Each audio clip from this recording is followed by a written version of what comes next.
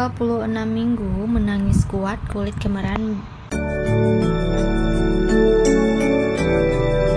Assalamualaikum warahmatullahi wabarakatuh. Selamat datang di YouTube channel aku. Nah, di sini kita akan bahas-bahas soal tentang P3K, kebidanan, soal hukum dan juga soal SKB. Nah, sebelumnya jangan lupa like, komen, dan subscribe dulu ya YouTube channel ini. Oke teman-teman, langsung aja kita bahas soal yang nomor 1. Bayi Z lahir spontan di PMB 1 jam yang lalu. Oke teman-teman, ini bayinya 1 jam ya teman-teman ya. 1 jam. Usia kehamilan 36 minggu, menangis kuat, kulit kemerahan. Nah, berat badannya 2400 gram, berarti kurang ya teman-teman ya. Panjang badan 47 cm, lingkar kepala 32 cm. Jenis kelamin laki-laki dan tidak ditemukan kelainan pada bayi. Nah, jadi teman-teman ini bayinya normal ya. Termasuk kategori apakah bayi pada kasus di atas. Nah, jadi bayinya ini lahir dengan menangis kuat, tonus ototnya bagus. Nah, cuman di sini permasalahannya apa? Yaitu usia kehamilannya 36 minggu dan berat badannya 2400. Nah, sedangkan berat badan normal itu 2500 ya teman-teman ya. Nah, jadi di sini termasuk A, bayi prematur. Sepertinya ini betul ya teman-teman ya. B, dismatur. C, bayi matur. Nah, ini tidak cukup bulan ya teman-teman ya. D, bayi postmatur atau lewat bulan. Nah, ini kita coret juga. Jadi jawaban yang benar adalah A, bayi prematur. Oke, untuk jawaban nomor 1 yaitu A, bayi prematur. Kemudian kita lanjutkan untuk soal yang nomor 2. Soal nomor 2 yaitu bayi Z lahir spontan di PMB 1 jam yang lalu. Nah, jadi teman-teman ini dengan soal yang sama ya teman-teman ya. Nah, langsung aja kita baca pertanyaannya. Asuhan apakah yang harus dilakukan pada bayi tersebut? Nah, asuhan apa yang harus kita lakukan? Oke, kita baca dulu. Ini sama 1 jam yang lalu. Usia kehamilannya juga 36 minggu, menangis kuat, kulit kemerahan, berat badannya 2400 gram, panjang badan 47 cm, lingkar kepala 32 cm, jenis kelamin laki-laki dan tidak ditemukan kelainan bawaan pada bayi. Nah, jadi teman-teman ini 1 jam ya teman-teman ya. 1 jam. Nah, setelah 1 jam itu kita harus ngapain teman-teman pada bayi itu? Kita lihat opsi yang A, melakukan IMD. Nah, ini tentunya tidak ya teman-teman ya. Ini segera, bukan ditunda 1 jam ya teman-teman. Kemudian yang B, memberikan suntik HB0. HB0 itu setelah vitamin K ya teman-teman. Coba kita lihat apakah dia udah diberikan vitamin K atau belum. Nah, yang C itu memberikan suntikan vitamin K. Nah, ini jawabannya ya teman-teman ya. Yang D, memandikan bayi. Nah, bukan ya. Memandikan bayi ini tentunya setelah 6 jam. Oke teman-teman, kita lanjut ke soal yang nomor 3. Bayi Z lahir spontan di PMB 1 jam yang lalu. Kehamilan 36 minggu, menangis kuat, kulit kemerahan. Nah, ini teman-teman soalnya kebetulan sama dengan soal yang tadi ya. Nah, langsung aja kita baca. Bidan melakukan suntikan vitamin K. Nah, ini bayinya sudah dilakukan suntikan vitamin K ya teman-teman ya. Dan sudah diberikan salep mata. Nah, udah diberikan salep mata. Pertanyaannya, apakah tujuan dari pemberian salep mata pada kasus di atas? Nah, jadi teman-teman, soal yang di atas ini tadi hanya menjebak aja. Kita langsung aja ke bagian bawah. Pemberian salep mata pada kasus di atas, apa fungsinya? Apa tujuannya teman-teman ya? Nah, opsi yang A, mengurangi iritasi pada mata bayi. Nah, apakah bayi lahir itu matanya iritasi? Tidak ya, tidak ya. Yang B, mencegah pendarahan pada otak. Nah, ini tidak, ini fungsi dari vitamin K. C, mencegah terjadinya perdarahan pada mata. Tidak ya teman-teman ya. Yang D, mencegah terjadinya infeksi pada mata bayi. Nah, ini jawabannya tepat ya teman-teman ya. Kenapa? Karena pada saat bayi lahir itu dia melalui vagina ibu ya, yang dimana di vagina ibu itu kotor ya teman-teman ya, melewati darah juga dan rentan terjadinya infeksi. Makanya bayi baru lahir itu harus diberikan salep mata agar tidak terjadinya infeksi. Nah, oke teman-teman, kita lanjut ke soal nomor 4. Sepertinya ini beda ya teman-teman ya soalnya. Mari kita baca dulu. Bayi Z berusia 9 bulan dibawa ibunya ke PMB. Ini soalnya salah ya teman-teman ya. Oh betul, ini merupakan anak pertama ibu. Ibu mengatakan ia ragu untuk memberikan makanan tambahan pada bayinya. Dari lahir sampai saat sekarang ia hanya memberikan ASI saja. Nah, ini permasalahannya teman-teman ya. Dia umur udah 9 bulan sampai dari lahir sampai saat ini itu ya hanya diberikan ASI saja. Bidan memberikan asuhan tentang MPASI kepada ibu. Apakah saran bidan dalam asuhan tersebut? Nah, saran bidan untuk umur anak 9 bulan ya teman-teman ya. Nah, oke.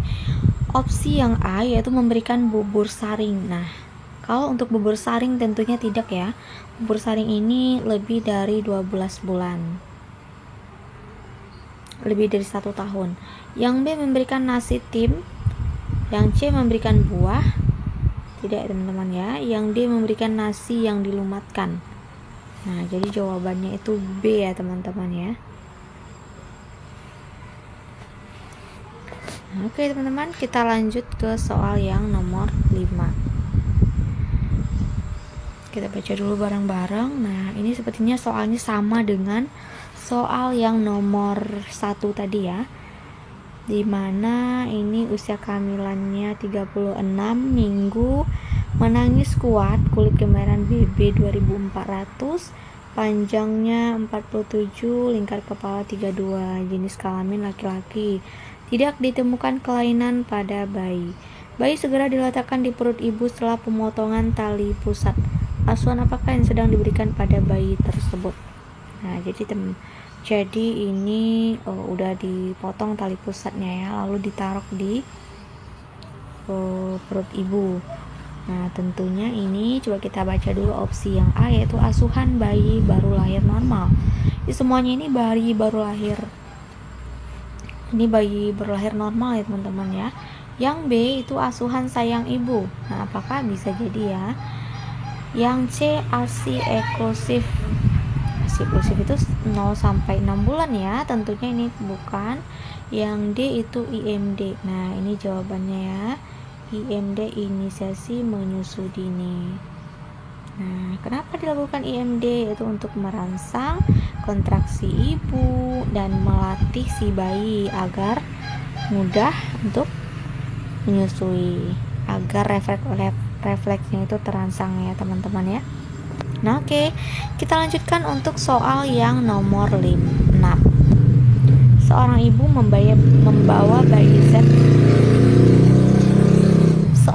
membawa bayi Z ke PMB dengan keadaan kejang. Nah, dari teman, jadi ini sudah kejang ya.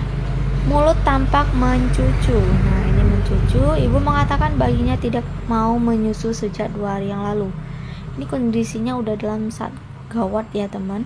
Dia kejang dan ibu tampak sangat cemas. Dari hasil pemeriksaan didapatkan suhunya sangat tinggi, 38,9 derajat Celcius. Dan bayinya lemas. Ya iyalah, kalau pingsan, kalau kejang itu lemas ya teman-teman ya. Apakah diagnosa pada kasus tersebut? Nah, jadi teman, kalau kita menemukan soal dia udah kejang, mulut mencucu, itu adalah tanda-tanda dari tetanus neonatorum, infeksi.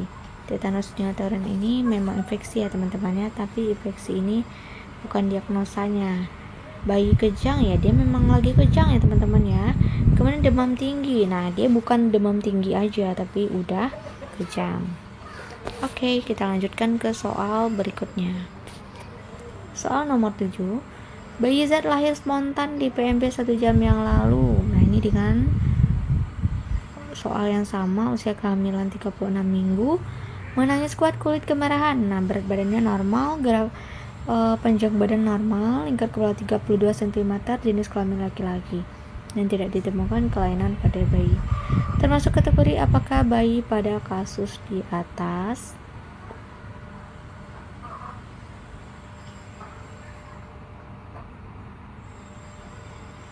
Nah, ini cut ya teman-teman ya. Ini soalnya mungkin usia kehamilannya 37 minggu ya. Jadi ini bayi matur C jawabannya. Oke, kita lanjut ke soal yang terakhir, nomor 8. Seorang ibu G2P1A0 sedang impartu di PMBS dengan usia kehamilan 38 minggu, pembukaannya sudah 10 cm ya. Nah, ibu sudah dipimpin meneran 30 menit yang lalu dan tampak kepala keluar masuk. Nah, jadi teman-teman, ini 10 cm. Dia kepalanya tuh keluar masuk diejan sama ibunya. Bidan menahan premium dan tampak kepala bayi sudah keluar.